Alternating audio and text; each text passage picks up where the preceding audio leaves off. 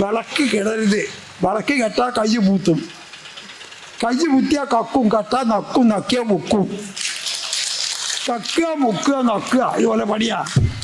ഗുജറാത്തിൽ ലഹള നടന്ന RSS ഒരുപാട് ആളെ കൊന്ന് വീടൊക്കെ കത്തിച്ചു. അവർക്ക് വീടുണ്ടാക്കി കൊടുക്കാൻ നമ്മളൊക്കെ സഹായിച്ചു. ലീഗുകാർ പറഞ്ഞ് ഞങ്ങൾ ഫണ്ട് പിരിക്കുന്നു, അങ്ങനെ കോടിക്കണക്കിന് കൊടുക്കുക ഫണ്ട് പിരിച്ചു. ഏതോ ഒരു കോലായി ഉണ്ടാക്കി കൊടുത്തിട്ടില്ല. ഇത് ചോദ്യം ചെയ്തതിനാണ് ജലീലിനെ ലീഗിൽ നിന്ന് പുറത്താക്കിയത്. ഇപ്പം നമ്മളെ കൂടെ വന്ന മന്ത്രി ജലീലില്ലേ, ഗുജറാത്ത് ഫണ്ട് മുഖ്യത് എന്താണെന്ന് ചോദിച്ചതാണ്. അങ്ങനെ എത്ര ഫണ്ട് ഇപ്പം വയനാട്ടിൽ ഇടിഞ്ഞു പൊളിഞ്ഞ് തകരാറിൻ്റെ ഫണ്ട് എവിടെ ഫണ്ട്? ഇവിടുന്നൊക്കെ ഫണ്ട് പിരിച്ചല്ലോ, അതുവരെ പണിയാ. അതുപോലെ ഇപ്പം 2 MLA-മാർ തുണിയും കുപ്പായെല്ലാം നടക്കുന്നു. എന്തെന്നാ ചങ്ങായിൻ്റെ പേര്? രാഹുൽ മാങ്കൂട്ടെ. എന്താ ആ ജാതി ഒരാൾ നമ്മളെ കൂടെ ഉണ്ടോ? ഓനെ രക്ഷിക്കാനാണ് ഷാഫി പറമ്പിൽ ഇറങ്ങി അടി കൊണ്ടിരിക്കണിപ്പൊന്ന്. ഒരു നല്ല കാര്യത്തിന് പോയിട്ട് അടിയോ ജയിലോ എന്തെങ്കിലും കൊള്ളട്ടെ. ലീഗുകാരെ കാര്യം അപ്പം പറഞ്ഞ് വന്നേ. ഒരു രാഷ്ട്രീയം പറഞ്ഞിട്ട് അതും ജാതി പറഞ്ഞ് നമ്മളടങ്ങാറാക്കുക. നമ്മളെ സംബന്ധിച്ചിടത്തോളം അടിസ്ഥാന വർഗത്തെ പൊന്തിക്കുന്ന നിലപാടെടുക്കുന്ന പാർട്ടി ഇവിടെ ഇന്ന് കമ്മ്യൂണിസ്റ്റ് പാർട്ടി മാത്രമേ ഉള്ളൂ. ആ നിലപാടാണ് ഭരണം കിട്ടുമ്പോഴും അല്ലാത്തപ്പോഴും ഒക്കെ. ഞാൻ നിങ്ങളോട് കൃഷിഭൂമി കൃഷിക്കാരനതാണെന്ന് അള്ളാഹ് പറഞ്ഞല്ലോ. അത് ഈ കേരളത്തിൽ നടപ്പാക്കിയതാരാ? 1957 EMS വന്നപ്പോഴല്ലേ നടപ്പാക്കി. ഞാൻ വേറെ ഒന്നും പറയണ്ട. അപ്പോൾ ലീഗുകാരൻ്റെ വർത്താനം എന്തിനാ വെറുതെ പറഞ്ഞ് നേരം കളയുന്നു? ഞാൻ ഒരു ഒറ്റ കാര്യം ചോദിക്കട്ടെ. ഇവിടെ അമ്പലത്തിനും പണിയെടുക്കുന്ന പൂജാരിക്കും കുട്ടികളെ പഠിപ്പിക്കണ മൊല്ലാക്കാക്കും പെൻഷൻ കൊടുത്ത ആരാ? ആ പറ. സഖാവ് EK നായനാരല്ലേ? പടച്ചോനാ സത്യം. ഞങ്ങൾക്ക് അങ്ങനെ കഴിയില്ല. ആ കഴിയില്ല എന്ന് മാത്രമല്ല, പാർട്ടിയുടെ നയം അതാണ്. കട്ടവൻ്റെ കൈ മുറിക്കണം എന്നാണ് ഖുർആൻ പറഞ്ഞത്. ഇവിടെ കൈയും കാലും മുറിക്കും ഞങ്ങൾ. കട്ടവനെ പാർട്ടിയിൽ നിർത്തൂല. എന്തായിരുന്നു ഉമ്മൻചാണ്ടി പോണ നേരത്തെ നമ്മളെ തിരി? ആ ആളുകൾ എത്ര ആളാണ് വീടില്ലാതെ റോട്ടിൻ്റെ വക്കിൽ കടന്നിട്ടും ഓലപ്പുര കെട്ടിയിട്ടും. അവർക്കാണ് ഈ കഴിഞ്ഞ 5 കൊല്ലം 10 കൊല്ലം കൊണ്ട് 5,62,000 വീടുകൾ കെട്ടി ഏൽപ്പിച്ചു കൊടുത്തു, താക്കോല് കൊടുത്തു. 2026 ഏപ്രിൽ 1-ാം തീയതി കലണ്ടറിൽ ഉണ്ടെങ്കിൽ പിണറായി വിജയൻ 3ാമത്തെ മുഖ്യമന്ത്രിയായി വരും. ഒരു ഉറപ്പാണ്. സംശയങ്ങൾ ആരായി എതിർക്കാൻ? പൊട്ടിപ്പുറം പുണ്ണാക്കിടും ഉളരണ്ട, പോലീസുകാരുടെ തല്ലുകൊണ്ട് ഇളിയണ്ട, ഒരു കാലവും അത് തരുമോ മഹാരാജൻ, അതുകൊണ്ട് വേണ്ട ജനങ്ങളെ സ്വയരാജ്യം. ഇവൻ രാജ്യസ്നേഹം പറഞ്ഞാൽ നമ്മളെങ്ങനെ വിശ്വസിക്കാം? മുസ്ലിം ലീഗിൻ്റെ ഒറിജിനാണ് ഞാൻ ഈ പറഞ്ഞേ. എൻ്റെ ചെറുപ്പകാലത്ത് 10, 12, 13 വയസ്സുള്ള അന്ന് പാടിക്കേട്ട് പഠിച്ച പാട്ട് 5-ാം ക്ലാസ് 6-ാം ക്ലാസ്സിൽ പഠിക്കുമ്പോൾ അതിന്നും എൻ്റെ മനസ്സിൽ കരിങ്കല്ലിൽ അക്കം കൊത്തിയതുപോലെ കിടക്കുകയാണ്. ഇതേ പാട്ടും ഇതേ പ്രവർത്തനവും തന്നെ BJP-ക്കാരും. BJP എന്ന ഇപ്പോഴാണ് പേര് വന്നത്. അന്ന് ജനസംഘം എന്നാണ്, ഹിന്ദു മഹാസഭ എന്നാണ് പേര്. അത് കുറച്ച് കഴിഞ്ഞപ്പോൾ ജനസംഘമായി. ആ ജനസംഘത്തിൻ്റെ ആയുധം ഉപയോഗിച്ചും തല്ലും കൂടി ഉണ്ടാക്കിയൊരു സംഘടിപ്പിക്കാൻ ഒരു വർഗീയ വളണ്ടിയർ സംഘടന ഉണ്ടാക്കിയതാണ് RSS. ജനസംഘം RSS, ഹിന്ദു മഹാസഭ ജനസംഘമായി, ജനസംഘത്തിൻ്റെ പട്ടാളക്കാർ RSS. അതുപോലെ ലീഗ് എല്ലാം ലീഗ് തന്നെ, അതിന് വേറെ സംഘടനയൊന്നുമില്ല.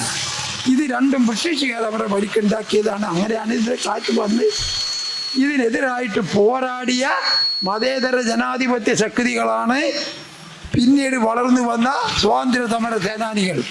അതിൽ ഒരു വിഭാഗം സോഷ്യലിസ്റ്റായി മാറി. കോൺഗ്രസിൽ നിന്നൊരു വിഭാഗം കോൺഗ്രസ് സോഷ്യലിസ്റ്റ് പാർട്ടി എന്നൊരു പാർട്ടി ഉണ്ടാക്കി. ആ പാർട്ടിയാണ് പിന്നീട് കമ്മ്യൂണിസ്റ്റ് പാർട്ടി ആവുന്നത്. കോൺഗ്രസിൻ്റെ കുറച്ച് തണുപ്പ് ജാസ്തിയാണ്, ഇങ്ങനെ പോയാൽ പോരാ, ശക്തി ഉപയോഗിച്ച് പോരാടണം, വിപ്ലവം നടത്തണം എന്നൊക്കെ പറഞ്ഞിട്ട് EMS-ഉം കൂട്ടിയിടുമൊക്കെ ഇറങ്ങി കമ്മ്യൂണിസ്റ്റ് ഉണ്ടാക്കി. ഇതാണ് സത്യം. പിന്നെ ലീഗും BJP ആകെ പ്രചരിപ്പിക്കുന്നത് എന്താ? നമ്മൾ കമ്മ്യൂണിസ്റ്റുകാർ മതവിരോധികളാണ്.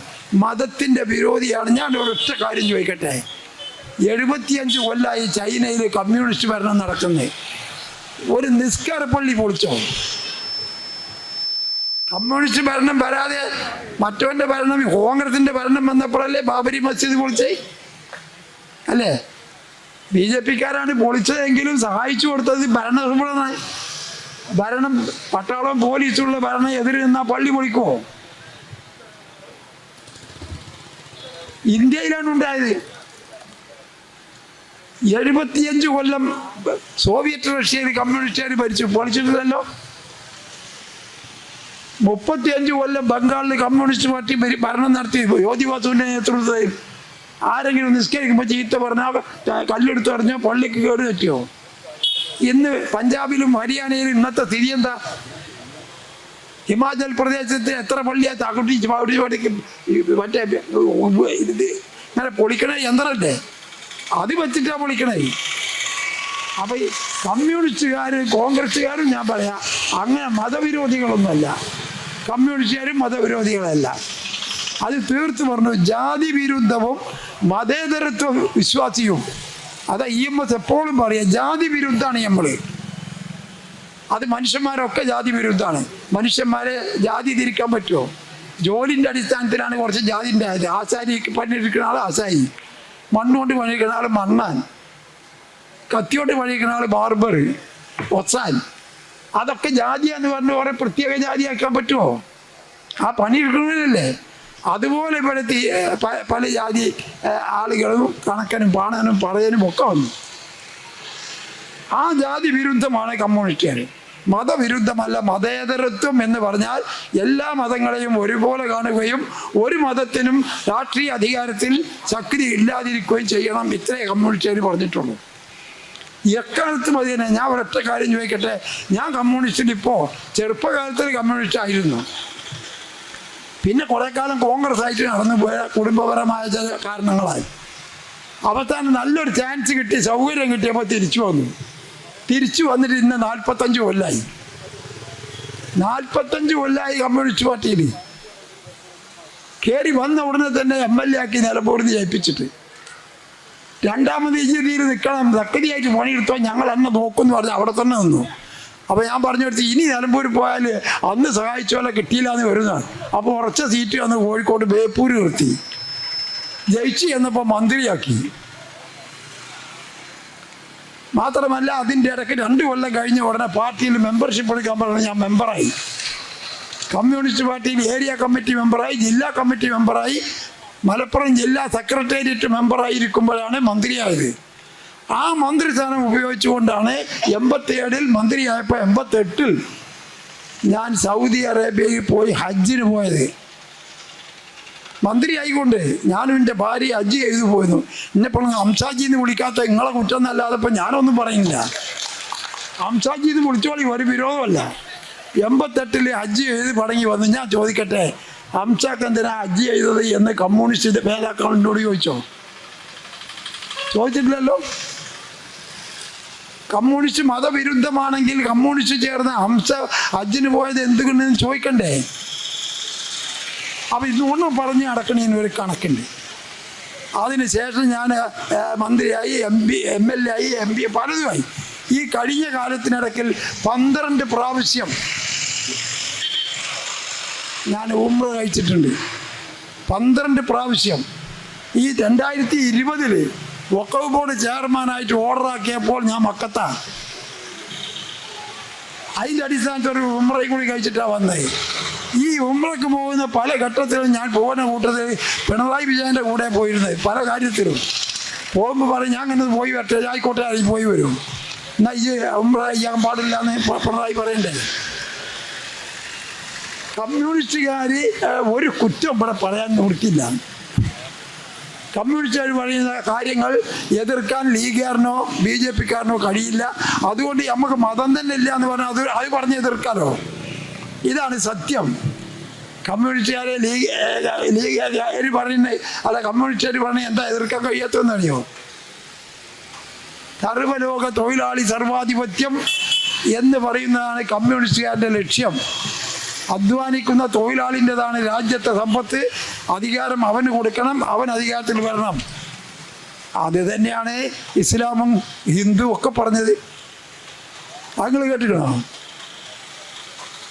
അൽ കസബു ഖീമത്തുൽ അമൽ. കസബ് എന്ന് പറഞ്ഞ സമ്പത്ത്, അൽ കസബു സമ്പത്താവുന്നത് ഖീമത്തുൽ അമൽ, അധ്വാനത്തിൻ്റെ വിലയാണ്. അത് അധ്വാനിക്കുന്നവനാണ് കിട്ടേണ്ടത് സമ്പത്ത്. ഇത് ഖുർആൻ പറഞ്ഞതാണ്, ഞാൻ പറഞ്ഞതല്ല. അത് എടുത്തിട്ട് കമ്മ്യൂണിസ്റ്റുകാർ പറഞ്ഞു എന്നുള്ളതുകൊണ്ട് അതില്ലാതാകും. ഹിന്ദു സമുദായത്തിൻ്റെ ചരിത്രത്തിൽ ഏറ്റവും വലിയ ഒരു യുദ്ധമാണ് മഹാഭാരത യുദ്ധം. അർജുനനും ശ്രീകൃഷ്ണനും ഒരു ഭാഗത്ത്, മറ്റുള്ള കൗരവന്മാർ മറുഭാഗത്തും പാണ്ഡവന്മാർ മറുഭാഗത്തും കൂടിയിട്ടാണ് യുദ്ധം. യുദ്ധം അങ്ങനെ ആരംഭിക്കാൻ നേരത്തെ അർജുനൻ്റെ എടീറ്റ്, അർജുനനാണ് വില്ലാളി വീരൻ, ശ്രീകൃഷ്ണൻ സഹായിച്ചു കൊടുക്കുകയാണ്. അർജുനൻ ഇങ്ങനെ നോക്കിയപ്പോൾ കാണുന്നത് മൂത്താപ്പാൻ്റെ മക്കൾ രണ്ടു കൂട്ടരെയും ഒരുമിച്ച് പഠിപ്പിച്ച ഭീഷ്മാചാര്യരെ പോലെയുള്ള പണ്ഡിതന്മാർ, സന്യാസിമാർ, മഹാന്മാർ, കുടുംബങ്ങൾ, ബന്ധുക്കൾ, ഇവരെയൊക്കെ കൊന്നിട്ട് എനിക്ക് രാജ്യം വേണ്ട എന്ന് പറഞ്ഞു അർജുനൻ. അപ്പം കൃഷ്ണൻ പറഞ്ഞു, അർജുന അത് പറയുന്നത് ശരിയല്ല, നമ്മൾ ആലോചിച്ച് തീരുമാനിച്ച് വന്നതല്ലേ. എന്ത് പറഞ്ഞാലും അർജുനൻ കേൾക്കണില്ല. അപ്പോഴാണ് ശ്രീകൃഷ്ണൻ അയാളെ ശരിയായ സ്വഭാവം കാണിക്കുന്നത്. ആ കുതിരനെ പിടിച്ചില്ല, ആ കയറില്ലേ, അത് താഴത്തേക്ക് വലിച്ചെറിഞ്ഞ കൃഷ്ണൻ ഇറങ്ങി വന്നിട്ട് പറഞ്ഞു, അർജുന അവിടെ ഇരിക്കുകയായിരുന്നു ഒരു പ്രസംഗം. ആ പ്രസംഗം ക്രോഡീകരിച്ച് പുതുക്കാക്കിയതാണ് ഭഗവത്ഗീത. ആ ഭഗവത്ഗീതയിലെ ഈ യുദ്ധം എന്താണെന്ന് കൃഷ്ണൻ പറയുന്നത് കേൾക്കണമെങ്കിൽ, പരിത്രാണായ സാധൂനാം, സാധുജനങ്ങളെ രക്ഷിക്കണം. അതിനെന്ത് വേണം? വിനാശായ ചതുഷ്കൃതാം, ചതുഷ്കൃതന്മാരായ മേധാവികളെ, ഭരണാധികാരികളെ കൊന്നൊടുക്കണം, നശിപ്പിക്കണം. വിനാശായ നശിപ്പിക്കണം, വിനാശം ചെയ്യണം. എന്നിട്ടോ ധർമ്മ സംസ്ഥാപനാർത്ഥായ, ധർമ്മം, നീതി, നിയമം ഭൂമിയിൽ സ്ഥാപിക്കണം. അതിനു വേണ്ടി സംഭവാമി യുഗേ യുഗേ, യുഗാന്തരങ്ങളിൽ വരുന്നവരിൽ ഒരാളാണ് ഞാൻ പറയുന്നു, അർജുന വെക്കണ പടിയും. അതാണ് മഹാഭാരത യുദ്ധം. അപ്പൊ ഹിന്ദുക്കൾ, എനിക്കൊരൊറ്റ സങ്കടം മാത്രമേ ഉള്ളൂ. പറയുമ്പോൾ നിങ്ങളാരും എന്നെ തെറ്റിദ്ധരിക്കരുത് കേട്ടോ. ഭഗവത്ഗീത പഠിക്കാത്ത ഹിന്ദുക്കളും ഖുർആൻ പഠിക്കാത്ത ഇസ്ലാമും ഒരുപോലെയല്ലേ? അല്ലേ? ഒരു മുസൽമാനായ ഓൻ ഖുർആൻ പഠിക്കണ്ടേ? ഖുർആൻ അർത്ഥറിഞ്ഞ് പഠിക്കുന്ന ആൾ നമ്മളെ കൂട്ടത്തിൽ എത്ര ആളുണ്ട്? ഭഗവത്ഗീത വായിച്ചു നോക്കിയ ഹിന്ദുക്കൾ എത്ര ആളുണ്ട്? കൈപൊന്തിക്ക്. പൊന്തൂല, എനിക്കറിയാം. ഞാനാണ് ഭഗവത്ഗീത വായിക്കണത്. ഖുർആൻ പറയുന്നോ, ഖുർആനിൽ ഭൂമിൻ്റെ ഉടമ ആർക്കാന്നാ പറഞ്ഞേ അറിയോ? അള്ളാൻ്റെതാണ് ഭൂമി, അള്ളാൻ്റെ അടിയാളുകൾക്കാണ് ഭൂമി സൃഷ്ടിച്ചു കൊടുത്തത്. അതിന് ജാതി മതമല്ല. ഹുവല്ലദീ ഖലഖലക്കും മാഫിൽ അർളി ജമിയ, മാഫിൽ അർളി ജമിയ, ഭൂമിയിലുള്ള മുഴുവൻ സമ്പത്തും ഖലഖ, സൃഷ്ടിച്ചത് ലക്കും, ജനങ്ങൾക്ക് വേണ്ടിയാണെന്ന്. മുതലാളിയില്ല, ജമ്മിയില്ല, നമ്പൂരിയില്ല, തമ്പുരാനുമില്ല, ആരുമില്ല, ജനങ്ങളതാണ് സമ്പത്ത്. ആ ആയത്തിൻ്റെ അർത്ഥം തന്നെയാണ് കമ്മ്യൂണിസ്റ്റുകൾ പറഞ്ഞത്. അള്ളാൻ്റെ ഭൂമി, അള്ളാൻ്റെ അടിയാളുകൾക്ക്, ഈ ഭൂമി ജനങ്ങൾക്ക് അധ്വാനിക്കുന്നവരാണ് സമ്പത്തുണ്ടാക്കുന്നത്. അവനാണ് സമ്പത്ത്. ഭൂമി ഉണ്ടാകണം, സമ്പത്തുണ്ടാകണമെങ്കിൽ അത് ജനങ്ങളതാണ്. അപ്പം ഇതൊക്കെ നമ്മൾ പഠിക്കാതെ എന്തെങ്കിലും, ഞാൻ മതിയാക്കാണ് ലീഗിലെ കാര്യം അപ്പം പറഞ്ഞു വന്നേ. ഒരു രാഷ്ട്രീയം പറഞ്ഞിട്ട് അതും ജാതി പറഞ്ഞ് നമ്മളടങ്ങാറാക്കുക. നമ്മളെ സംബന്ധിച്ചിടത്തോളം അടിസ്ഥാന വർഗത്തെ പൊന്തിക്കുന്ന നിലപാടെടുക്കുന്ന പാർട്ടി ഇവിടെ ഇന്ന് കമ്മ്യൂണിസ്റ്റ് പാർട്ടി മാത്രമേ ഉള്ളൂ. ആ നിലപാടാണ് ഭരണം കിട്ടുമ്പോഴും അല്ലാത്തപ്പോഴും ഒക്കെ. ഞാൻ നിങ്ങളോട് കൃഷിഭൂമി കൃഷിക്കാരനതാണെന്ന് അള്ള പറഞ്ഞല്ലോ. അത് ഈ കേരളത്തിൽ നടപ്പാക്കിയതാരാ? 1957 EMS വന്നപ്പോഴല്ലേ നടപ്പാക്കി? കാർഷിക ഭൂപരിഷ്കരണ നിയമം കൊണ്ടുവന്ന് കൃഷിഭൂമി കൃഷിക്കാരൻ്റെതാണെന്ന് പ്രഖ്യാപിച്ച ഇന്ത്യയിലെ ആദ്യത്തെ ഭരണാധികാരി സഖാവ് EMS ആണ്. മനസ്സിലായോ? കൃഷിഭൂമി അന്ന് ആ EMS 2 കൊല്ലം ഭരിച്ചിട്ടില്ലായിരുന്നെങ്കിൽ ഇനി നമുക്ക് ഭൂമി കിട്ടുമോ? ഭൂമി ആയിരുന്നാ കോവിലത്തെ തമ്പുരാക്കന്മാരത്. പടിഞ്ഞാറ് കോലവും കിഴക്കേ കോലവും ഹൈറായി കോലവും മങ്കട കോലവും നിലമ്പൂർ കോവിലകം മഞ്ചേരി കോവിലകം അവരതല്ലേ ഭൂമി. അവരിന്ന് നായർ പാട്ടത്തിന് വാങ്ങും, മാപ്പിളി പാട്ടത്തിന് വാങ്ങും, പാവപ്പെട്ടവനെ കൊണ്ട് അടിച്ച് പണിയെടുപ്പിക്കും. തുണിയില്ല, ഉപ്പായമല്ല, കഞ്ഞിയില്ല. പണിയെടുത്ത് സമ്പത്തുണ്ടാക്കിയ പാട്ടം പഠിക്കും, പാട്ടം കൊണ്ടുപോയി മിച്ചവാരം കൊടുക്കും. ഈ സമ്പ്രദായം അവസാനിപ്പിച്ച ഇന്ത്യയിലെ ആദ്യത്തെ ഭരണാധികാരി കമ്മ്യൂണിസ്റ്റ് നേതാവ് EMS നമ്പൂതിരിപ്പാടാണ്. ലോകത്ത് അവസാനിപ്പിച്ച മഹാൻ ബഹുമാന്യനായ മുഹമ്മദ് റസൂൽ തിരുമേനിയാണ്. ഖലഖലക്കും മാ ഫിൽ അർദി ജമീഅൻ എന്നാണ്.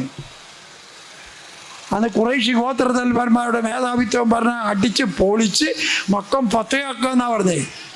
കീഴടക്കി രാജ്യഭരണം ഇസ്ലാമിക ഭരണം കൊണ്ടുവന്നു നബി തിരുമേനി. അതിൽ പറഞ്ഞ നല്ല ഒരുപാട് കാര്യങ്ങൾ നമ്മൾ ഇവിടെ ഞാൻ വേറെ ഒന്നും പറയട്ടെ. അപ്പോൾ ലീഗറിൻ്റെ വർത്താനം എന്തിനാ വെറുതെ പറഞ്ഞ് നേരം കളഞ്ഞു. ഞാൻ ഒരു ഒറ്റ കാര്യം ചോദിക്കട്ടെ. ഇവിടെ അമ്പലത്തിനും പണിയെടുക്കുന്ന പൂജാരിക്കും കുട്ടികളെ പഠിപ്പിക്കണ മൊല്ലാക്കാക്കും പെൻഷൻ കൊടുത്ത ആരാ? അത് പറ. സഖാവ് EK നായനാരല്ലേ? പടച്ചോനാ സത്യം. കർഷക ഈ മൊല്ലാക്ക് പെൻഷൻ, മുക്രി പെൻഷൻ ലീഗർ എത്ര പ്രാവശ്യം ഭരിച്ചു? ഇവിടെ കോൺഗ്രസ്സുകാരെ കൂട്ടി ഭരിച്ചു, പല വിധത്തിലും ഭരിച്ചില്ലേ? ഏതെങ്കിലും ഒരു സമുദായത്തിലെ പിന്നോക്ക വിഭാഗങ്ങൾക്ക് ഒരു ഗുണം ചെയ്തിട്ടുണ്ടോ?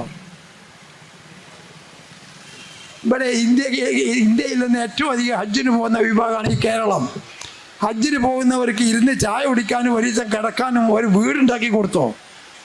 അതുണ്ടാക്കി കൊടുത്ത പാൽവളി മുഹമ്മദ് കുട്ടി മന്ത്രിയായപ്പോഴല്ലേ വിമാനത്താവളത്തിൻ്റെ അടുത്ത് ഹജ്ജ് ഹൗസ് ഉണ്ടാക്കി? അതെന്താ നിങ്ങൾ ആലോചിക്കാത്തേ? കോഴിക്കോട് വിമാനത്താവളത്തിലേക്ക് കയറി വരുമ്പോൾ വലത്ത് ഭാഗത്തൊരു ഹജ്ജ് ഹൗസില്ലേ, അതിൻ്റെ മുകളിലേക്കാണ് ഇനോഗ്രേറ്റഡ് ബൈ പാൽവളി മുഹമ്മദ് കുട്ടി മന്ത്രി. കുഞ്ഞാലിക്കുട്ടി എന്താ കണ്ട്? അത് CH മുഹമ്മദ് ഭായ് ചെയ്തോ? എത്ര പ്രാവശ്യം മന്ത്രിയായി കുരുക്കളും CH പല ആളുകളും ഇനി ഇസ്ലാമിൻ്റെ വലിയ ഒരു സ്ഥാപനമാണ് വഖഫ് ബോർഡ്. വഖഫ് ബോർഡിൻ്റെ ആദ്യത്തെ ആഫീസ് എറണാകുളത്ത് കലൂര് VIP റോഡിൽ സ്ഥാപിച്ചത് പാൽവളി മുഹമ്മദ് കുട്ടി മന്ത്രിയായിരിക്കുമ്പോഴാണ്. എൻ്റെ CH ചെയ്യാഞ്ഞ്, എൻ്റെ ബാപ്പക്കിത്തങ്ങൾ ചെയ്യാഞ്ഞ്, ഇതൊക്കെ ഭരണത്തിലുണ്ടായിരുന്നല്ലോ. വഖഫ് ബോർഡ് എന്ന സ്ഥാപനം, ഞാൻ വഖഫ് ബോർഡ് ചെയർമാനായ ആളാണ്. ആ 3.5 കൊല്ലം ഞാൻ ചെയർമാനായി ഞാൻ മതിയാക്കി. അന്നാണ് ഞാൻ കോഴിക്കോട് ഒരു ബിൽഡിംഗ് ഉണ്ടാക്കിയത്. തറക്കല്ലിട്ട് പണി തുടങ്ങി, എല്ലാം കൊടുത്ത് പണവും കൊടുത്തു. അവസാനം 3.5 കൊല്ലം കഴിഞ്ഞ് ഞാൻ അവസാനിപ്പിച്ച് പോന്നപ്പോൾ അതിൻ്റെ ഉദ്ഘാടനം ഇപ്പോഴത്തെ ചെയർമാനാണ്. ഇപ്പോഴത്തെ ചെയർമാൻ നമ്മൾ വെച്ചാൽ തന്നെ നമ്മളാണ് കോഴിക്കോട് ഹജ്ജ് ഹൗസ് ഉണ്ടാക്കിയത്, വഖഫ് ബോർഡ് ഉണ്ടാക്കിയത്, എറണാകുളത്ത് ഉണ്ടാക്കിയത്. ഇവർ ചെയ്തോ? അപ്പം ഇത് മതം പറയാന്നല്ലാതെ മതത്തിന് യാതൊരു ഗുണം ഇവരെ കൊണ്ടില്ല, ഒരു സൗകര്യം ചെയ്യൂല. പിന്നെ ഞാൻ ആരെ വെറുപ്പൻ വിചാരിക്കരുത്, തെറ്റിദ്ധരിപ്പിക്കാൻ പറയല്ല. ഏത് സ്ഥാനത്തിരുന്നാലും വിളക്ക് കിടരുത്. വിളക്ക് കെട്ടാൽ കൈ പൂത്തും, കൈ കുത്തിയാൽ കക്കും, കെട്ടാൽ നക്കും, നക്കിയാൽ മുക്കും. കക്കുക, മുക്കുക, നക്കുക, ഇതുപോലെ പണിയാ. ഗുജറാത്തിൽ ലഹള നടന്ന RSS ഒരുപാട് ആളെ കൊന്ന് വീടൊക്കെ കത്തിച്ചു. അവർക്ക് വീടുണ്ടാക്കി കൊടുക്കാൻ നമ്മളൊക്കെ സഹായിച്ചു. ലീഗുകാർ പറഞ്ഞ് ഞങ്ങൾ ഫണ്ട് പിരിക്കുന്നു, അങ്ങനെ കോടിക്കണക്കിന് കൊടുക്കുക ഫണ്ട് പിരിച്ചു. ഏതോ ഒരു കോലായി ഉണ്ടാക്കി കൊടുത്തിട്ടില്ല. ഇത് ചോദ്യം ചെയ്തതിനാണ് ജലീലിനെ ലീഗിൽ നിന്ന് പുറത്താക്കിയത്. ഇപ്പം നമ്മളെ കൂടെ വന്ന മന്ത്രി ജലീലില്ലേ, ഗുജറാത്ത് ഫണ്ട് മുഖ്യത് എന്താണെന്ന് ചോദിച്ചതാണ്. അങ്ങനെ എത്ര ഫണ്ട് ഇപ്പം വയനാട്ടിൽ ഇടിഞ്ഞു പൊളിഞ്ഞ് തകരാറിൻ്റെ ഫണ്ട് എവിടെ? ഫണ്ട് ഇവിടുന്നൊക്കെ ഫണ്ട് പിരിച്ചല്ലോ. അതുവരെ പണിയാ. അതുപോലെ ഇപ്പം 2 MLA തുണിയും കുപ്പായെല്ലാം നടക്കുന്നു. എന്തെന്നാ ചങ്ങായിൻ്റെ പേര്? രാഹുൽ. ആ കേസിൽപ്പെട്ട ആളെ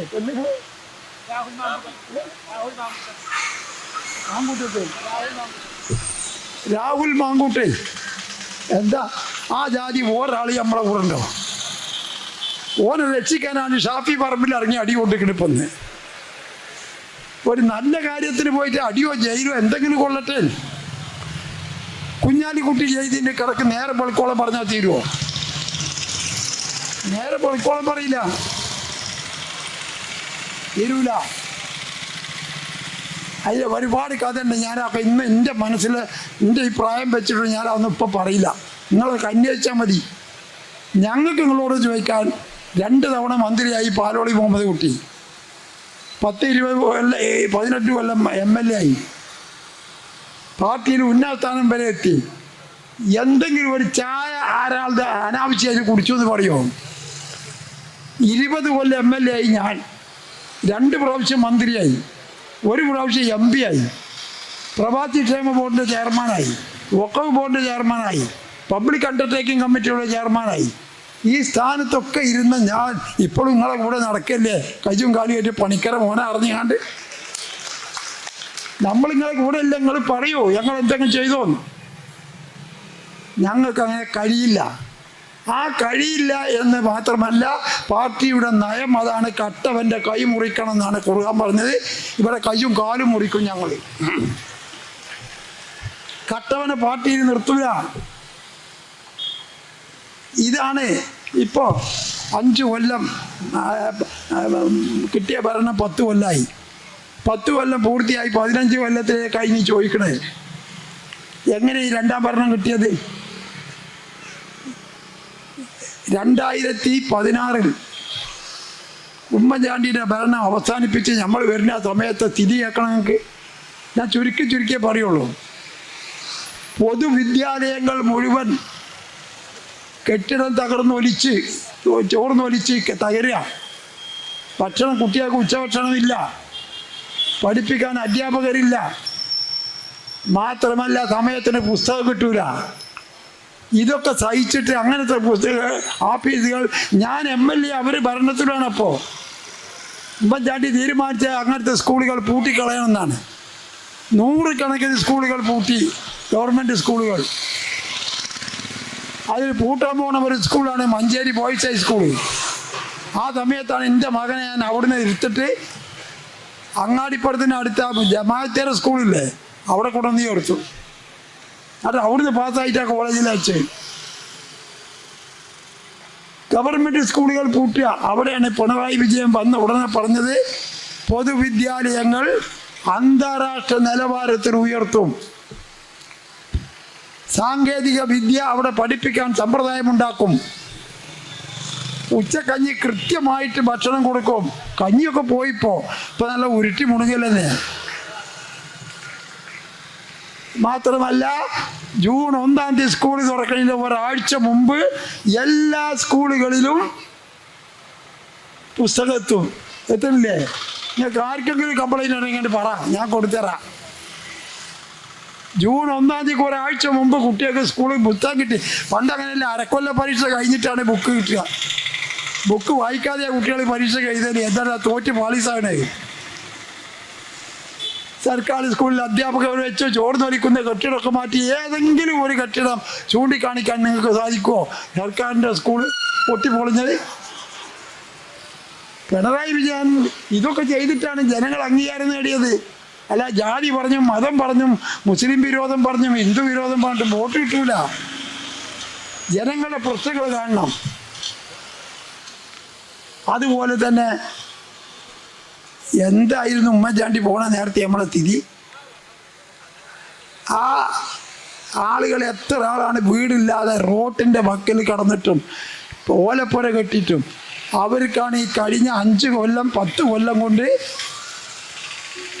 5,62,000 വീടുകൾ കെട്ടി ഏൽപ്പിച്ചു കൊടുത്തു, താക്കോല് കൊടുത്തു.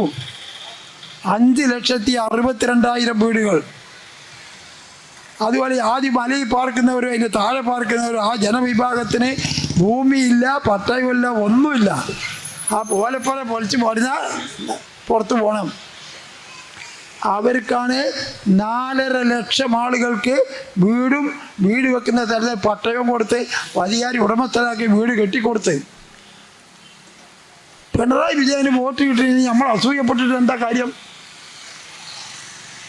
എത്ര വീടില്ലാത്തവർക്ക് വീട് കൊടുത്തു, പട്ടികജാതിക്കാർക്ക്, പട്ടികവർഗക്കാർക്കും. ഞാൻ ഉമ്മൻചാണ്ടി പോണ സമയത്ത് ഞങ്ങൾ ക്ഷേമ പെൻഷൻ ഉണ്ടല്ലോ, എത്ര തന്നീര്? 600 റുപ്യ അല്ലേ? 600 റുപ്യ. അതെന്നെ 2.5 കൊല്ലത്തത് ബാലൻസ് വെച്ച് കുടിശ്ശികയാക്കിയിട്ടാണ് പോയത്. 2.5 കൊല്ലം ഞാൻ കൊടുത്തിട്ടുള്ളൂ, ബാക്കി ഈ 600 കൊടുത്തില്ല. അവിടെയാണ് ബഹുമാനപ്പെട്ട പിണറായി വിജയൻ വന്നിട്ട് പറഞ്ഞത്, ക്ഷേമ പെൻഷൻ ഇന്ന് മുതൽക്ക് ഞാൻ 600 ഉള്ളത് 1600 ആക്കിയിരിക്കുന്നു. മാസം 1-ാം തീയതി രാവിലെ നിങ്ങളെ കയ്യിൽ കിട്ടും. ആ ക്ഷേമ പെൻഷൻ ഉമ്മൻചാണ്ടി കുടിശ്ശികയാക്കി വെച്ച ബാക്കി മുഴുവനും കൊടുത്തു തീർത്തു. എന്നിട്ട് മാസം ഈ കഴിഞ്ഞ 1-ാം തീയതി വരെ കൊടുത്തില്ലേ. 600 ഉള്ളത് എത്രയാക്കി? 1200 ആക്കി. ഇനി ഒരു കാര്യം ഞങ്ങളോട് പറയട്ടെ, വോട്ടിന് വേണ്ടിയൊന്നും പറയില്ല, അതിനൊന്നും പറയുന്ന ആളുകളല്ല ഞങ്ങൾ. 2000 ഉറുപ്പിയാക്കി മാറ്റും പിണറായി വിജയൻ, ഒരു സംശയം വേണ്ട. എത്ര ലക്ഷം ആളുകൾക്കാണ് ക്ഷേമ പെൻഷൻ കൊടുക്കണേ? 62 ലക്ഷം ആളുകൾക്ക് ഇപ്പൊ കൊടുക്കണേ. 62 ലക്ഷം ആളുകൾക്ക് 1-ാം തീയതി 1600 ഉറുപ്പ്യ നോട്ടിങ്ങനെ എണ്ണുമ്പോൾ പല്ലില്ലാത്ത തൊള്ളോടെ അമ്മ ചെരിക്കണേ കാണുമ്പോൾ എന്തൊരു സന്തോഷമാണ്. പല്ലില്ലാത്ത മമ്മ ആ നോട്ടിങ്ങനെ എണ്ണുമ്പോൾ ചിരിക്കുകയാണ്. കാരണം 5 ഉറുപ്പ്യ വെറ്റിൽ നിന്നാ വാങ്ങാൻ കഴിവില്ലാത്തവർക്കാണ് ഈ കിട്ടുന്ന പൈസ. അതുപോലെ ഓണത്തിനും പെരുന്നാക്കും ബോണസ് കൊടുക്കണില്ലേ? ഇതൊക്കെ ചെയ്തിട്ടാണ്. അപ്പോൾ വീടില്ലാത്തവർക്ക് വീട്, പട്ടയമില്ലാത്തവർക്ക് പട്ടയം, രേഖ ഇല്ലാത്തവർക്ക് രേഖ. അതിനിടയ്ക്ക് ഇന്ത്യ ഗവൺമെൻറ് വേറൊരു കുലുമാർ ഒപ്പിച്ച് കേൾക്കണം. കടലോര പ്രദേശത്ത് നിന്ന് 50 മീറ്റർ അടുത്ത് താമസിക്കുന്നവരൊക്കെ 3 കിലോമീറ്റർ വിട്ടു പോകണം. എത്ര വീടാണ് പൊളിച്ച്? നമ്മളെ കേരളത്തിലാണെങ്കിൽ തിരുവനന്തപുരത്ത് മുതൽ കാസർഗോഡ് വരെ കടലിൻ്റെ വക്കാണ്. കടലില്ലാത്തൊരു സ്ഥലം ആർക്കുമില്ല. അവിടെയൊക്കെ ഉള്ള ആളുകളെ മാറ്റി പുനർഗേഹം പദ്ധതി എന്ന പദ്ധതി ബഹുമാനപ്പെട്ട മുഖ്യമന്ത്രി പാസ്സാക്കി. പുനർഗേഹം പദ്ധതി എന്താണ് ആ പദ്ധതി അറിയുന്നത്? പണ്ടൊക്കെ ഗൾഫ് പോയി മടങ്ങി വന്നാൽ കാശ് സമ്പാദിച്ച ഓനാണ് ഫ്ലാറ്റ് ഉണ്ടാക്കുക. ഇത് മത്സ്യത്തൊഴിലാളികൾക്ക് ഫ്ലാറ്റ് കോഴിക്കോടും തിരുവനന്തപുരത്തും എറണാകുളത്ത് മാത്രം 362 കുടുംബങ്ങളെ താമസിച്ച് ഫ്ലാറ്റ്. ബാക്കിയുള്ള പണി തീരുന്നു, താമസിപ്പിച്ചുകൊണ്ടിരിക്കുന്നു. ഏത് വിഭാഗത്തെയാണ് സഹായിക്കാത്തത്? ഇതാണ് ഈ ജയിച്ചു വരുന്നതും പൊളിച്ചു വരുന്നതും ഒക്കെ. അതുപോലെ വീടും പണിയും ഈ പണികളൊക്കെ പഞ്ചായത്ത് രാജ് എന്ന് പറഞ്ഞൊരു സമ്പ്രദായം നടപ്പാക്കിയത് ആരാ? നായനാർ മുഖ്യമന്ത്രിയാകുമ്പോൾ തദ്ദേശ വകുപ്പ് മന്ത്രി പാലോളി മുഹമ്മദ് കുട്ടിയല്ലേ നടപ്പാക്കി? ഞാൻ അന്ന് ചീഫ് വിപ്പാണ്. ആ പഞ്ചായത്ത് രാജിൻ്റെ വികസന പരിപാടി നടക്കുന്നത് ഞങ്ങളെ തിരുവേഗപ്പുറം പഞ്ചായത്തിൽ കിട്ടാത്ത എന്താ അറിയോ? ഈ കൂട്ടരുള്ളിടത്തോളം കാലം നക്കുക, മുക്കുക, കക്കുക. നിങ്ങൾക്ക് കിട്ടൂല. കിട്ടണമെങ്കിൽ പടച്ചോനെ വിചാരിച്ച് മാറ്റിക്കോ. നിങ്ങൾക്ക് ഇഷ്ടമുള്ള പോലെ മാറ്റി. ഈ സംഘം അഴിമതി ചെയ്യാനും കക്കാനും അധികാരം ഉണ്ട് എന്നാണ് അവൻ്റെ വിശ്വാസം. എന്താ ചെയ്യുക? കക്കരി യാതൊരു മടി അവർക്കില്ല. എത്ര വേണമെങ്കിലും ചെയ്യും. ഏതെല്ലാം ഫണ്ടാണ് അവർ മുക്കിയത് എല്ലാം അവിടുത്തെ ഒരു മടി അവർക്കില്ല. അതുകൊണ്ട് പഞ്ചായത്തിനെ പറ്റിയൊക്കെ നിങ്ങൾക്ക് നന്നായിട്ട് അറിയാം. ഞാൻ ഒന്നും പറയില്ല. ഈ സമ്പ്രദായം മുഖ്യമന്ത്രി പിണറായി വിജയൻ കൊണ്ടുവരുന്ന പദ്ധതി ഇവർക്ക് നോക്കുന്നത് തന്നെ ആയിരുന്നല്ലോ, കാണുന്ന തന്നെയല്ല. എത്ര പഞ്ചായത്തുകളിൽ പറഞ്ഞ പത്രങ്ങൾ വായിച്ചു നോക്കേണ്ടി ഓരോ സ്ഥലത്തും നേട്ടങ്ങളും അതിൻ്റെ ഫെസ്റ്റുകളും സമ്മേളനങ്ങളും നടക്കുന്നത്. ഇവിടെ അതൊന്നുമില്ല. അതുകൊണ്ട് ഈ വികസന പ്രവർത്തനങ്ങൾ മുഴുവൻ നമുക്ക് ഇനിയും ശക്തിപ്പെടുത്തി കൊണ്ടുവരണം. ഒരു കാര്യം ഞാൻ തീർത്ത് പറയാം. 2026 ഏപ്രിൽ 1-ാം തീയതി കലണ്ടറിൽ ഉണ്ടെങ്കിൽ പിണറായി വിജയൻ 3ാമത്തെ മുഖ്യമന്ത്രിയായി വരും. ഒരു ഉറപ്പാണ്. സംശയങ്ങൾ ആരായിനെ എതിർക്കാൻ? മനുഷ്യർ ബുദ്ധിയുള്ളവരൊക്കെ നമ്മളെ സഹായിക്കാൻ തുടങ്ങിയില്ലേ? നമ്മൾ സഹായിച്ചു കൊടുത്തു. ഒരൊറ്റ അതിനും വർഗീയ കണ്ടു. അയ്യപ്പ സംഗമം, അയ്യപ്പൻ്റെ സന്നിധാനത്തിലേക്ക് തീർത്ഥാടനം പോവുകയാണ് ഒരു വിഭാഗം. മുഹമ്മദ് നബിൻ്റെ സന്നിധാനത്തിലേക്ക് തീർത്ഥാടനം പോകുന്നവരാണ് ഹജ്ജ്. അവർക്ക് നമ്മൾ ഹജ്ജ് കമ്മിറ്റി ഓഫീസ് ഉണ്ടാക്കി കൊടുത്തില്ലേ? ഹജ്ജുകാർക്ക് പോകുന്ന എല്ലാ സൗകര്യവും ചെയ്തു കൊടുക്കണ്ടേ? കയറിപ്പോകുന്നവന് ടിക്കറ്റും ഏർപ്പാടും ചെയ്യില്ലേ? അവരെ സഹായിക്കാൻ വളണ്ടിയർമാരെ വെക്കുന്നില്ലേ? ഹജ്ജ് ഓഫീസിൽ പണിയെടുക്കുന്നവർക്കും ഇപ്പോൾ ശമ്പളം ഗവൺമെൻറ്റല്ലേ കൊടുക്കുന്നത്? അപ്പോൾ ഹിന്ദുക്കളെ ഒരു ഹജ്ജാണ് അയ്യപ്പൻ്റെ ക്ഷേത്രം. അവിടേക്ക് പോകുന്നവർക്ക് എന്താ നമ്മൾ പറഞ്ഞോളൂ, റോഡ് വികസനം കൂട്ടിക്കൊടുക്കും, താമസ സൗകര്യങ്ങൾ സംവിധാനം ഉണ്ടാക്കി കൊടുക്കും, തീവണ്ടി ആപ്പീസ് കൊണ്ടുവരും. ലോകം മുഴുവനും അവിടേക്ക് വരാൻ പോകുന്ന ആളുകളുണ്ട്. വന്നോട്ട് നമ്മൾ വിമാനത്തിലല്ലേ പോണത്, ഹജ്ജിന് വിമാനത്തിൽ പോണില്ലേ? അതുപോലെ ഡൽഹിയിൽ നിന്ന് ഒരാൾ ഹജ്ജിന് വിമാനത്തിൽ വന്നാൽ എന്താ അയ്യപ്പസ്വാമിൻ്റെ അടുത്തേക്ക്? അപ്പം നമ്മളെല്ലാവരും ഒരുപോലെ കണ്ടു എന്നുള്ളതാണ് ഞങ്ങളെ കുറ്റം. അത് പൊളിക്കാനാണ് കുതന്ത്രങ്ങളും കള്ളത്തരങ്ങളും എന്തൊക്കെ. ഹജ്ജ് വളണ്ടിയർമാർ ഹജ്ജിൻ്റെ ഒരു സംഗമം സംഘടിപ്പിച്ച് ആരാ സംഘടിപ്പിച്ചത്? ദേവസ്വം ബോർഡ്. ഇവിടെ ഹജ്ജ് ഹൗസ് എല്ലാം ചെയ്യുന്നത് വഖഫ് ബോർഡ്. മുസ്ലിമിന് വഖഫ് ബോർഡ്, ഹിന്ദുക്കൾക്ക് ദേവസ്വം ബോർഡ്. അവർ സംഘടിപ്പിച്ച ആ സംഗമം, അതിനെ സഹായിക്കാൻ നമ്മൾ ആളുകൾ കൂടി കൊടുത്തു എന്നല്ലേ ഉള്ളൂ. നമ്മളതിന് എതിരല്ല. മുസ്ലിമുകളെ ഹജ്ജിന് പോകുമ്പോൾ നമ്മൾ എതിരല്ല. അത് കടലാസ് നീക്കാനും ഫ്ലാഗ് ഹോസ്റ്റിംഗ് നടത്താനും മുഖ്യമന്ത്രി പോണേ, മന്ത്രിമാർ പോണേ ഹജ്ജിന്. അതുപോലെ അയ്യപ്പൻ്റെ പോകും. അയ്യപ്പൻ്റെ പോയാൽ വർഗീയതയായി. ഈ തരത്തിലുള്ള ജാതി ജാതി മലപ്പുറത്ത് തൊടാൻ പാടില്ല. ഞാൻ നിലമ്പൂർന്ന് ചോദിച്ചു, നിങ്ങളെ മൂത്താപ്പാൻ്റെ ഓരിയച്ചം സ്വത്തൊന്നുമല്ല മലപ്പുറം. പിന്നോക്ക വിഭാഗങ്ങൾ താമസിക്കുന്ന ഈ രാജ്യം പാലക്കാട്ടിൽ നിന്നും വയനാട്ടിൽ നിന്നും കോഴിക്കോട്ടിൽ നിന്നും ഏതാനും താലൂക്കുകൾ എടുത്തുകൊണ്ട് ഒരു ജില്ല ഉണ്ടാക്കണം എന്ന ആഗ്രഹം പല കോർണറിലും ഉയർന്നു വന്നു. 67 അധികാരത്തിൽ വന്ന മുഖ്യമന്ത്രി സഖാവ് EM നമ്പൂതിരിപ്പാടാണ് മലപ്പുറം ജില്ല പ്രഖ്യാപനം നടത്തിയതും ഓർഡറാക്കിയതും. അത് കേൾക്കുമ്പോൾ എൻ്റെ കുടുംബസ്വത്തുമായി പറയാം, മലപ്പുറത്തിന് തൊടാൻ പാടില്ല, ഞങ്ങളതാണ്. എന്ത് ഞങ്ങൾ? നിങ്ങൾക്ക് മലപ്പുറം പോയിട്ട് ഒരു താലൂക്ക് ഉണ്ടാക്കി, ഞങ്ങൾ ഒരു വില്ലേജ് ഉണ്ടാക്കി. അപ്പോൾ അതുകൊണ്ട് ഇതൊക്കെ ഒന്ന് മാറ്റി വെച്ചിട്ട് ജാതി മത വർഗീയത ഒന്നും പറയാതെ നമുക്ക് നമ്മളെ നാടിനെ നന്നാക്കി കൊണ്ടുവരണം. 3ാം പിണറായി വിജയൻ വന്നാൽ പഞ്ചായത്തിനെ ഉപയോഗിച്ച് എല്ലാ വികസന പ്രവർത്തനവും നടത്തണം. നമ്മളെ ഇപ്പോൾ നോക്ക്, മെഡിക്കൽ കോളേജ് എത്ര നമ്മുടെ നാട്ടിൽ, വയനാട്ടിൽ മെഡിക്കൽ കോളേജ് വന്നില്ലേ? കോഴിക്കോട് മെഡിക്കൽ കോളേജ് ആദ്യം വന്നു. മഞ്ചേരി മെഡിക്കൽ കോളേജ് ആ ആശുപത്രിൻ്റെ മുകളിൽ ഒരു ബോർഡ് വെച്ച് കുഞ്ഞാലിക്കുട്ടി മറ്റവനും പോയതാ. അത് ആശുപത്രിയാക്കിയതും മെഡിക്കൽ കോളേജ് ആക്കിയതും നമ്മളാണ്. ഒരുപാട് കാര്യങ്ങൾ ചെയ്യേണ്ടതുണ്ട്. എല്ലാവരും ഉറച്ചു നിന്ന് ഈ പഞ്ചായത്ത് ഇലക്ഷനെ ഗൗരവമായി കാണണം. ലീഗുകാർ ജാതി പറഞ്ഞ് നമ്മൾ തമ്മിൽ തെറ്റിക്കാൻ നോക്കുന്നത് ശ്രദ്ധിക്കരുത്. ജാതി വർഗീയത വേണ്ട. മനുഷ്യത്വത്തിൻ്റെ പേരിൽ ഒരുമിച്ച് നിൽക്കണമെന്ന് അഭ്യർത്ഥിച്ചുകൊണ്ട് ഞാൻ അവസാനിപ്പിക്കുന്നു.